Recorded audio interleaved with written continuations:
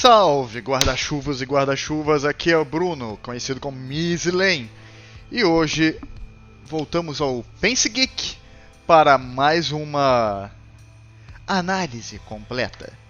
A nossa análise completa, como vocês bem sabem, dessa semana é de Umbrella Academy. Umbrella Academy, originalmente ela é uma HQ, ou seja, uma história em quadrinho, escrita por Gerard Way, que é um cara de uma banda, se não me engano, do My Chemical Romance. Acho que é isso. E essa série, ela foi escrita e lançada em 2007. E ela ganhou, inclusive, um prêmio de melhor minissérie em 2008. E que vai acompanhando um grupo de 6 crianças que têm superpoderes e que foram adotados por um milionário excêntrico. A série teve uma adaptação para Netflix, pela Netflix como série, no ano passado. E essa adaptação ganhou uma segunda temporada esse ano.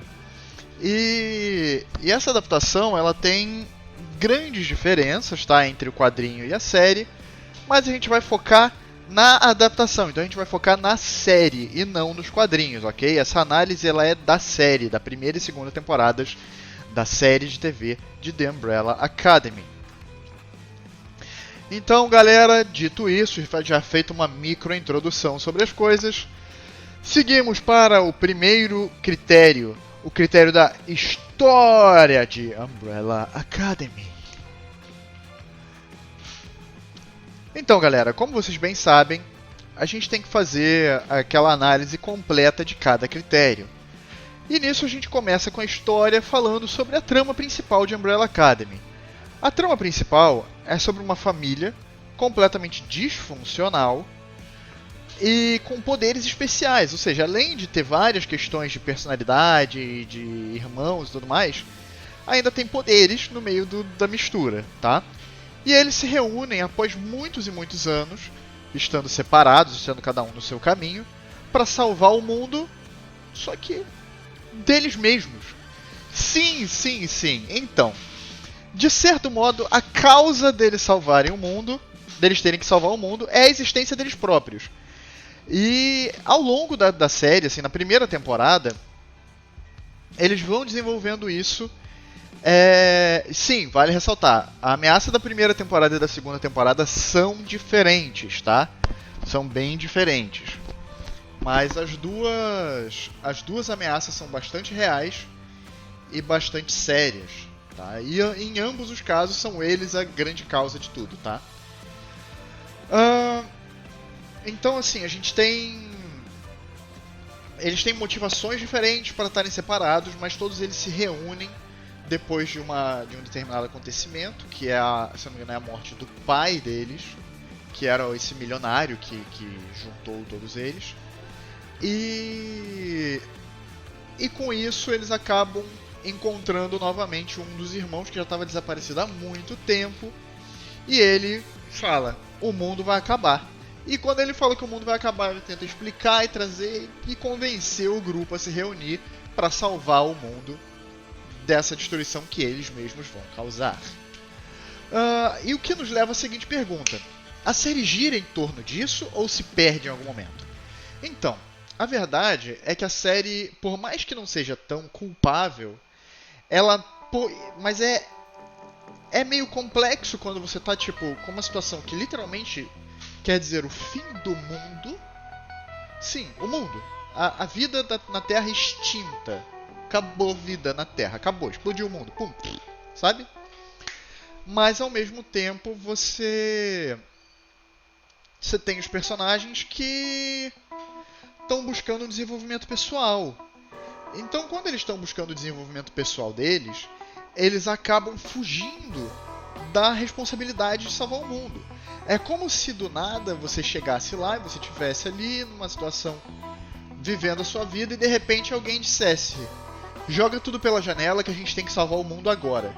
Cara, literalmente caiu o peso do mundo nos seus ombros. Boa sorte, né?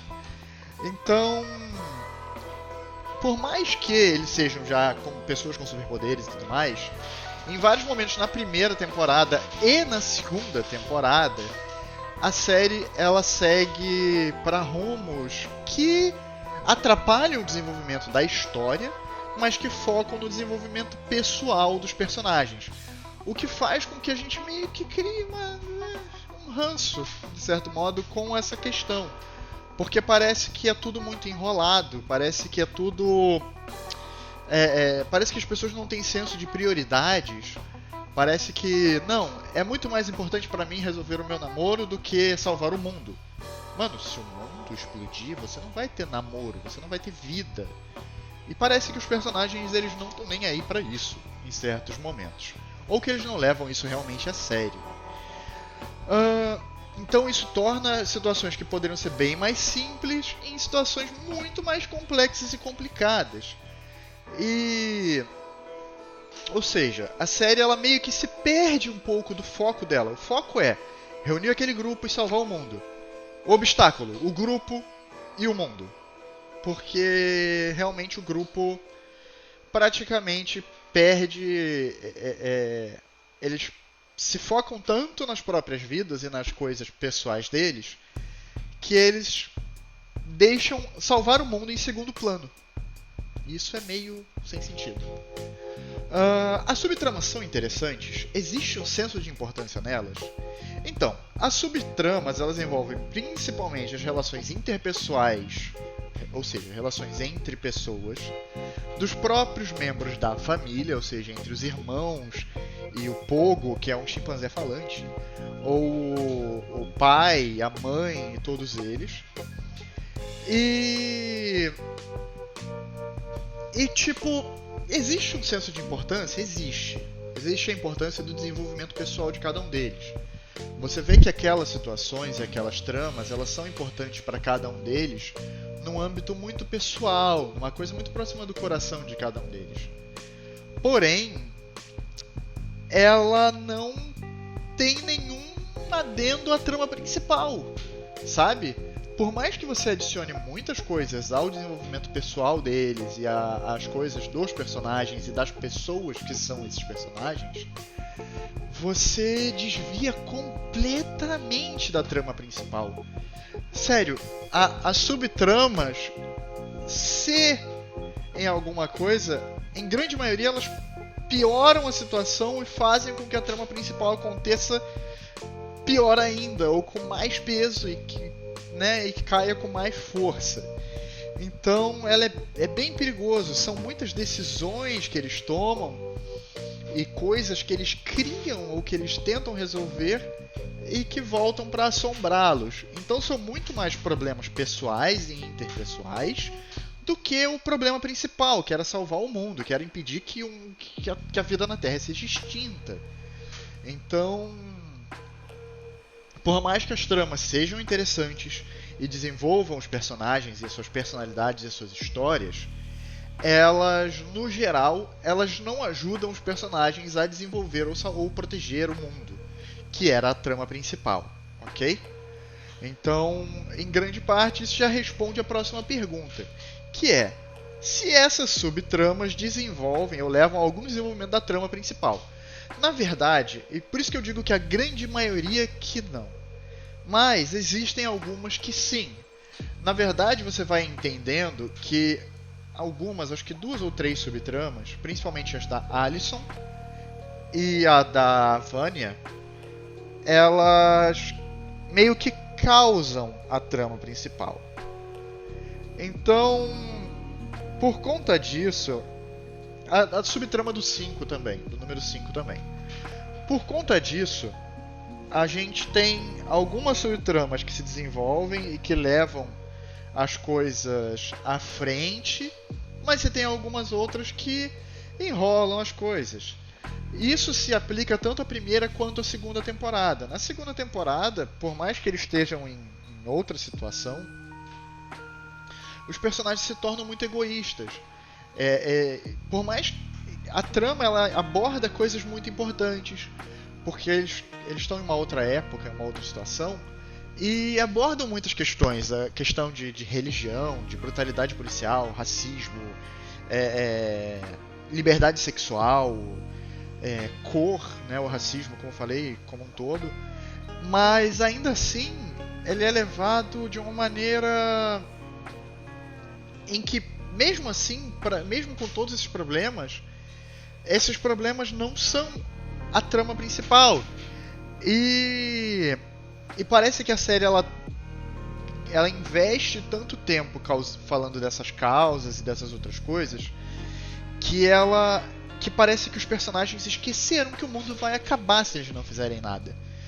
Então, parece que o senso de ameaça, o senso de importância da trama principal e do fim do mundo fica em segundo plano quando eles pensam nas coisas pessoais deles. E eu acho que tanto eu quanto você, quanto qualquer um, pode se identificar e pensar que, cara, eu posso ter meus amigos, eu posso ter minha namorada, eu posso ter qualquer coisa, eu posso ter a minha sexualidade, a minha etnia, a minha religião e tudo mais.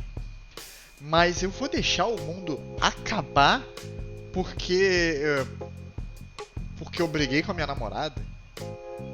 Tipo, realmente eu não acho que em nenhum contexto isso parece real ou aceitável.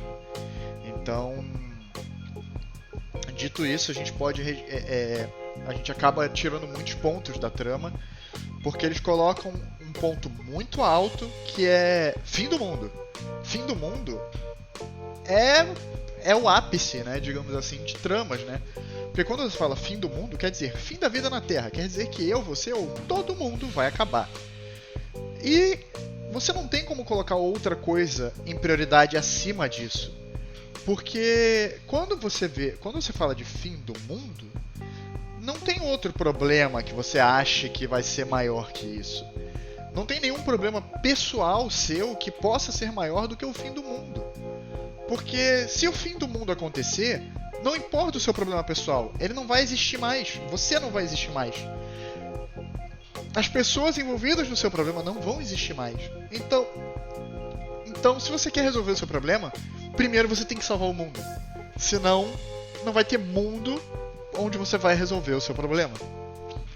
Então, ligando esses pontos e associando todas essas peças, podemos dizer claramente e subtraindo os pontos que talvez eu tenha sido até bonzinho demais, mas eu vou dar uma nota 3 de 5 para a história de Umbrella Academy, ok?